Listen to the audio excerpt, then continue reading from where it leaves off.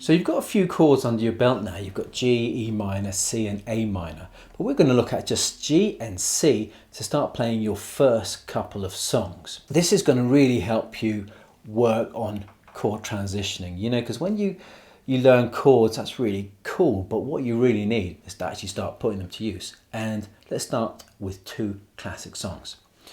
Now, the first two chord song is from 1964. It was written by a great guitarist and a great songwriter, and I think, if memory serves, I think he'd only just come out of jail.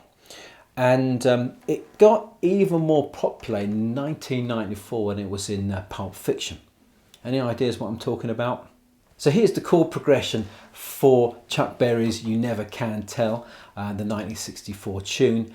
And what we have here is each bar has the chord name and then 3 slash lines. What that means is you will be strumming 4 times in the bar. So for the first part, it's C, 2, 3, 4. That's what you're going to be strumming. Now this song is pretty fast, but we're going to play it slowly. And what we're going to do, what I think you can do is this. So you can either play 1, 2, 3, 4, 1, 2, 3, 4. But if you're finding that a little bit of a challenge, then you can strum the first and the third beats. So you can go 1, 2, 3, 4, 1, 2, 3, 4. And to make it even easier, if you really need it to be, then you can just strum on the first beat of the bar. So 1, 2, 3, 4, 1, 2, 3, 4. That's a possibility. Now we're only going to do one verse, that's all. And we're going to start basically with the end. So we're starting with 1 bar of C and then half a bar of C and half a bar of G. Now what Chuck Berry does on the record, he plays a little riff or something like this. And that's what we're playing over. All right, so we're playing over that little riff, and it's half a bar, no, it's 1 bar of C, half a bar of C, and then half a bar of G. Okay, and then we come in singing. So let's have a go at this together. Hope you've got your guitar, hope you're ready to play, because this is what it's all about. Learning some chords, putting it all together, and playing. Now when you play this, you can either use your thumb, like I'm using, you could use your first finger, like this, or if you've got a plectrum, you can just use that. Any way is fine, but we just really want to get going, yeah? So, 1, 2, 3, 4. 1, 2, 3, 4. 1, 2, 3. It was a teenage wedding and the old folks wished them well.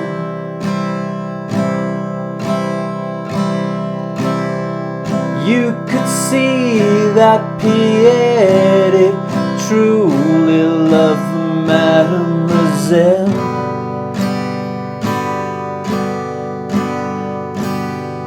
And now the young Monsieur Madame have rung the wedding bell.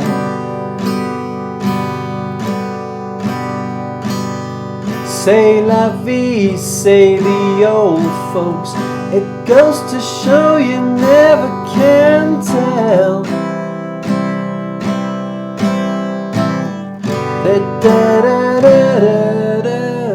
Then it just goes into the next verse. Quite a simple little progression. The only difficult bit is that bit at the beginning and the bit at the end of the chord progression where you're playing 1 bar of C, then a half a bar of C, and then a half a bar of G. So we're doing this change from C to G, then back to C when we go to the verse. And if you're having a problem with that chord transition, that chord switch, that chord change, then check out this video up here somewhere, and that'll show you how you can make that chord change a lot more smoother. Now the second 2 chord song using G major and C major is not a love song.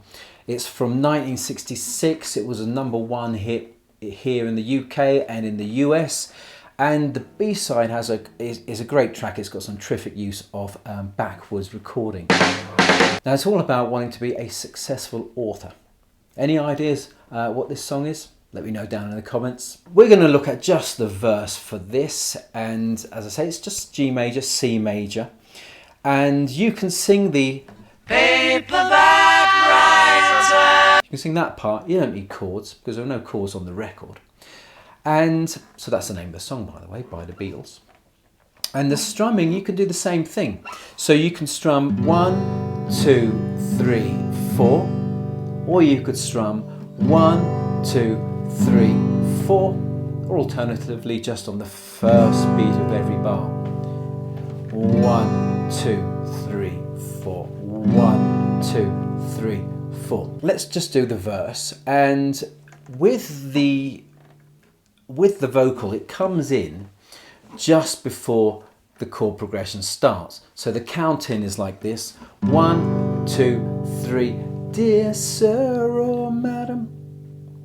All right, so on the fourth beat of the count in, the vocals come in, and hopefully in tune. As you can see, the chord progression is on the screen, and you've got 8 bars of G. So you've got this really long strumming of G.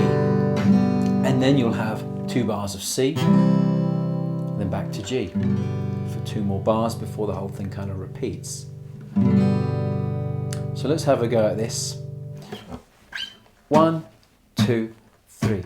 Dear sir or madam, will you read my book? It took me years to write, will you take a look?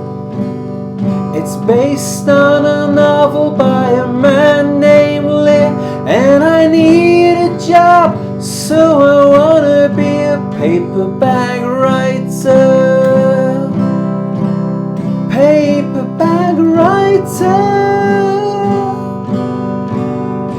It's a dirty story of a... And that continues. The same chord progression again before it does that paperback writer part. And you can see, that's it. 2 chords for this Paperback Writer by the Beatles and Chuck Berry's song. Who says songs need to be complicated? I'd also recommend singing along, because it'll make it feel more like a song and not just a boring old chord progression, even though a song is basically just a couple of chord progressions. And if you sing out of tune, that's absolutely fine. I think I spent a good few years myself singing out of tune. Just ask my folks.